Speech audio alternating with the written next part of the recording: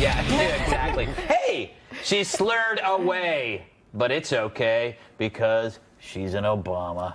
Yes, well, speaking at an event on Monday, the First Lady insulted the Romani minority community and got a pass. Michelle Obama was describing her struggle as a working mother and uttered the word gypped.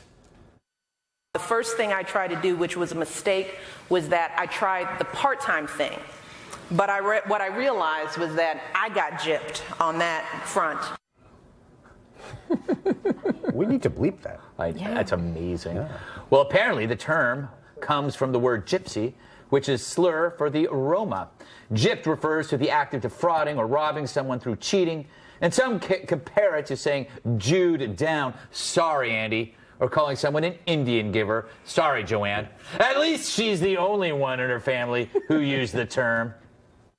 All we're trying to do is make sure that if you're buying health insurance on the private marketplace, that you're not getting gouged and gypped by the insurance company. Unbelievable. Unreal. Just unbelievable. So what's the solution to this hostility to the Romani minority? Let's discuss this in Red Eye's award-winning segment.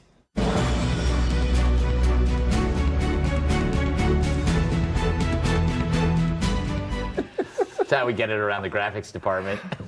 Can we do that one more time, please?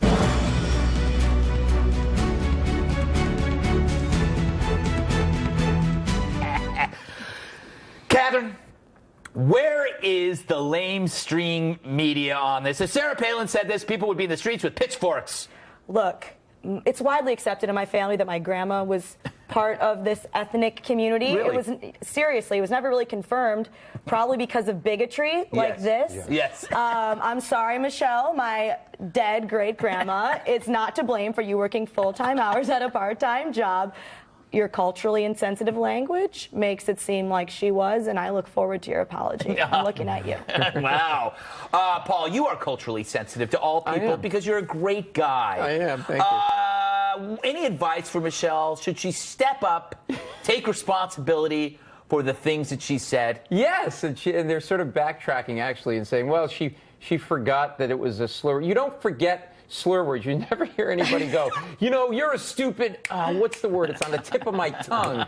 Those come to you immediately. Yeah, that's true. And, you know, I mean, look, they also tried to tie this in some way to make it an equivalent to the Redskins controversy, which is a bit of a stretch. I mean, when she starts selling hoop earrings and skirts at the White House and hires Turkmed, the wandering thief, as a mascot for the White House, then you know she's got a problem. But Turkmed. She's never gonna explain this away. Yeah, it's over, Joanne. It's just over. I know. Some people say that everyone uses this term, so it's okay. But shouldn't she know better? She is a symbol, an icon, someone that you, Joanne, should look up to. I used to, until now. Yes. I didn't know where gypped came from. Really? I've definitely used it before, not realizing it was offensive. But now that I know, I will never again use it. I'm not a worldly person, but she is. Yes. She's gone on a lot of vacations. Yes, okay, true. so the First Lady should know better. My recommendation to her, my suggestion is, while you're in the White House, no slang. Yes. Yeah. No slang words. No slang. Use those what I call $5 words. Yeah, that's good. Which I believe is a slang term. Yes. Yes, it is. It's a slang term. A $5 word. Which is probably offensive to somebody somewhere. Well, probably to Why Andy. is it? I mean like a word that has a lot of value. No? Andy has a lot of those, I'm sure. Andy, from a scale of 1 to furious, how offended were you when you first heard this? Well, Greg, I don't do scales because that would mean assigning one number to be higher than another. I see. I don't believe in number inequality. That's good. In a perfect world, there would be no hierarchies. All numbers would have the same value. Wow. But look, what the First Lady said is obviously highly, highly problematic. You don't say the G word. G word. The thing is, I'm not all that worried about it. The Romani have a rich and diverse cultural history. Yes. Their music is quite influential. They also have a rich and diverse history of putting curses on people, Greg. That is true. And I think if I were Michelle Obama, I would apologize very, very quickly. That's what I'm saying. My dead grandma's coming for you, Yep. Michelle. That's the, isn't that the plot to...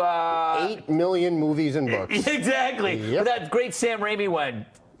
Oh, Drag Me to Hell. Yeah. That has a great ending. Have you Thinner seen by that? Stephen King. Yeah? Yeah. All right. Okay. Goes So on. basically they're a stereotype. Exactly. And you're believing in the stereotype. Yes, absolutely. No, hang on. Why don't you go hang out with Michelle? The website, Yeah. I looked this up. The website True Internet Facts Yes.